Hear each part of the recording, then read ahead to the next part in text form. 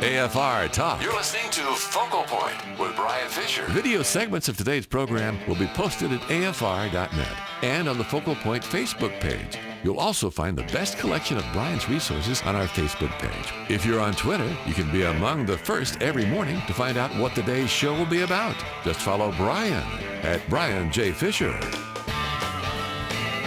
Hi, and welcome back to Focal Point AFR Talk. Brian Fisher is my name. Waiting to hear from Representative Steve King. We'll bring him in just as soon as we hear from him. If you're looking for a reason to go for border security alone, and I think that's what we ought to go for, border security, period, no amnesty. Here are a couple of examples. Here's a 93-year-old woman in Omaha. She's 93 years old. She was raped and beaten to death by a 19-year-old illegal alien who had been in the country for 4 months. This occurred Sunday. It took her 4 days to die. She'd lived in this home for 71 years. She assaulted and raped this 93-year-old woman. Her family hears her calling for help, and he was working as a roofer, by the way. Now, you cannot tell me that roofing is a job that Americans simply won't do. So he was taking a job that an American would be happy to do in the country illegally. A family member heard her calls for help, went in there, found this guy naked, passed out on top of her 93-year-old woman. And this guy, before he had committed the sexual crime, there was blood, according to the police, on the walls, the floor, the ceiling, and the bed. Her cheekbones, nose, and several teeth were broken. Knocked her teeth out in the ordeal. This is an illegal immigrant. So what I'm saying is if we have border security, this guy's been in the country for 4 months. Somehow he got in and he's remained here undetected. If he was not in this country illegally, this crime never would have happened. And if you want to know another single solitary reason for border security, period, no amnesty, immigration detainers, this is Fox News, immigration detainers have been placed against 2 Mexican men charged in the rape of a 13-year-old runaway Texas girl in an apartment where as many as 10 men allegedly filmed the attacks with cell phone cameras. They got 2 of them, charging them with aggravated sexual assault of a child. So you've obviously got a huge problem with sex crimes committed by illegal aliens. These are crimes that would not be committed. So the sexual integrity of American citizens would be protected if these individuals had not been allowed to cross the border in the first place. Now, there's another issue with illegal immigration, and that is the flood of illegal drugs coming across our southern border. And one congressman who has been willing to speak out about this is Congressman Steve King. He is with us now, representing the 4th District of the great state of Iowa. Representative King, welcome back to Focal Point with Brian Fisher. Well, thanks a lot, Brian. I'm glad to be back with you today. Well, Representative King, let me play the soundbite that got you into all this trouble, and you have not backed away from this 1 ounce, 1 inch. Commend you for that. Proud of you for that. We need that kind of leadership in D.C. But here's Representative Steve King talking with Newsmax last week, and this basically set off his own Chernobyl. Let's listen. For everyone who's a valedictorian, there's another 100 out there that they weigh 130 pounds and they've got calves the size of cantaloupes because they're hauling 75 pounds of marijuana across the desert. Now, Representative King, you said that last week. You have been beaten from pillar to post by people in your own party. The Speaker of the House, John Boehner's gone after you. Eric Cantor has gone after you. Raul Labrador, a good friend of mine from the state of Idaho, he's gone after you, saying what you said is reprehensible. Laura Ingraham went after you today on her radio program, saying you ought to be smarter. You're not backing down. I commend you for that. We got a huge problem. So what's your response to all of this furor that has been kicked up simply because you have told the truth about the connection between illegal immigration and drug trafficking? Well, that's really what I was about to say, Brian, is that I've been beaten up by everything except the truth. And there isn't anybody out there that has taken issue with the fact that I delivered. They just don't like the way I said it.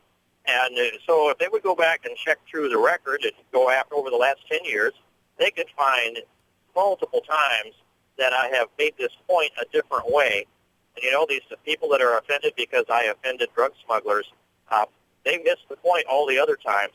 Now they're denying the point because they have an amnesty agenda that they want to drive through the House of Representatives.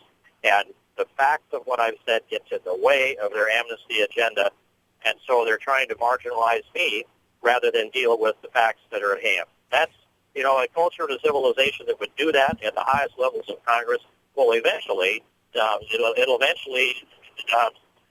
will not be able to sustain itself in the long run. Well, Jesus said it's only when you know the truth that you can be set free. It is the knowledge of the truth that sets you free.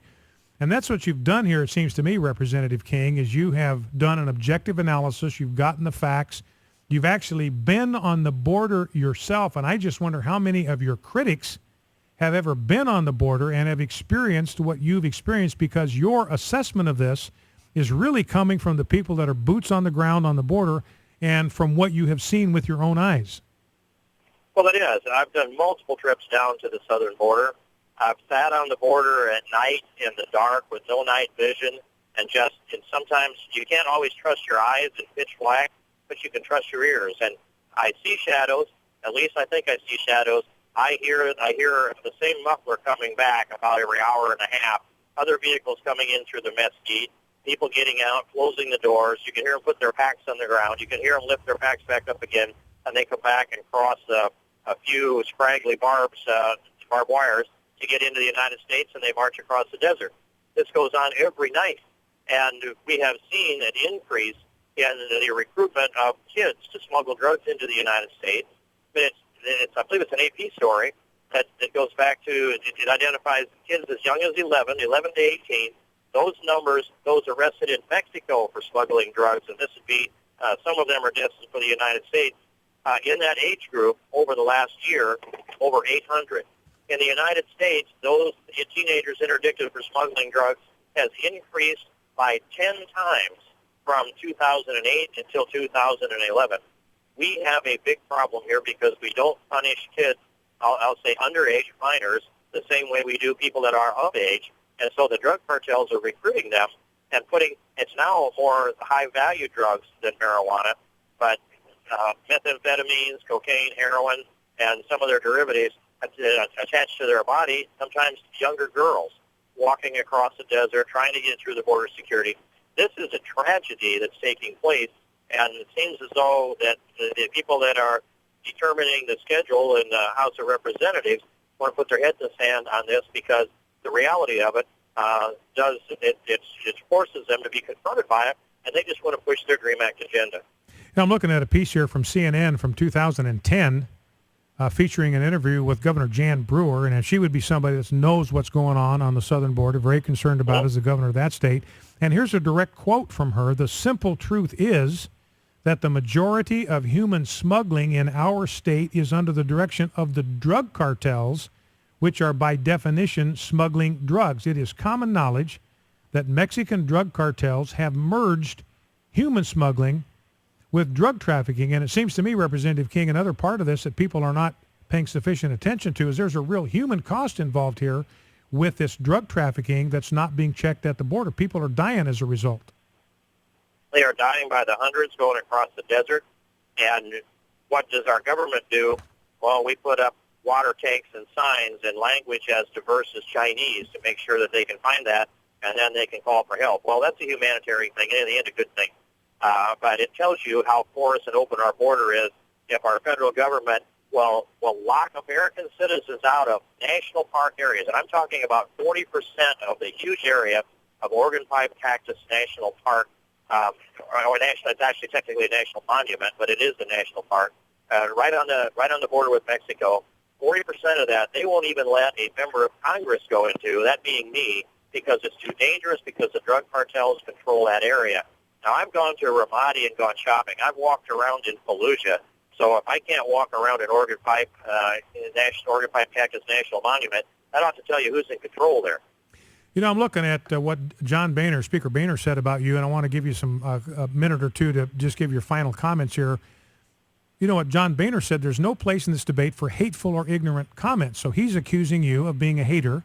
But one of the things that we have learned from the debate over the homosexual agenda, for instance, is that truth is not hatred. Telling the truth about something, no matter what it is, whether it is illegal immigration or drug trafficking, that's not hateful. There's nothing hateful about that. Truth is truth. It's not hate. And he said it was ignorant, but you've made it very clear from what you've said here that your statements are not based on ignorance. They are based on the truth. In fact, you said my comments are anything but ignorant. They have been the best informed in the entire United States Congress. So right now, it seems like, Representative King, you're standing alone, kind of an oak of righteousness here. Are you going to continue to stand strong, and where does this thing go from here? Oh, I'll continue to stand strong. And, I have had this long belief, and it's a profound belief, as you said, the truth shall set you free. I often tell my colleagues and the people I have the privilege to work with that you can go out as far as you want to on the branch of truth, and they've yet to invent the saw that will cut that off on you.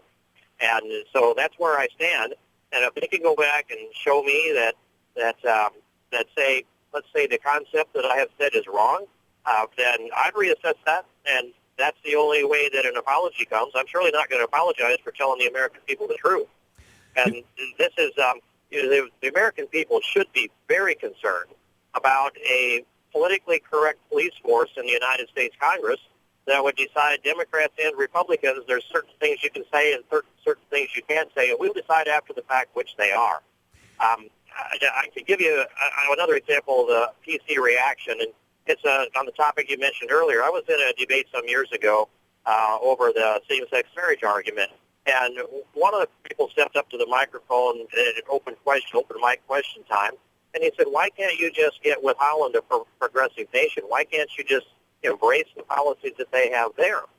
And I said, well, because they have gay marriage, and I said, well, why would I want to emulate Holland? And he said, why not? And I just answered bluntly, because they have euthanasia, they have abortion, they've legalized prostitution and drugs. There's 4 reasons. And you could hear him audibly gasp into the microphone. And I said, well, what's the matter? It's true, isn't it? And he whimpered into the microphone, but you didn't have to say it that way. So we're not offended by the reality of drug smuggling and death in the desert and what it does to our families and our people in this country. We're offended by the terminology used to bring people to that reality. How can we be a great country if that's going to be our culture and civilization? Last question, just 15 seconds. Activists delivered 2 cantaloupes to your staff. Did you guys eat them, and were they tasty? I wanted to eat them. I ran out of time, so I don't know what they did back there. And if I'd had time, I would have invited an activist in and cut the melon up, and we would have had a conversation. It just didn't work out this time. Our guest has been Representative Steve King, representing the 4th District in the state of Iowa, one of my heroes on Capitol Hill. Representative King, thank you for taking time to be with us, and God bless you. Well, thank you so much for having me on, and I look forward to the next chance we get. Back with your phone calls in 2 minutes. Stay with us.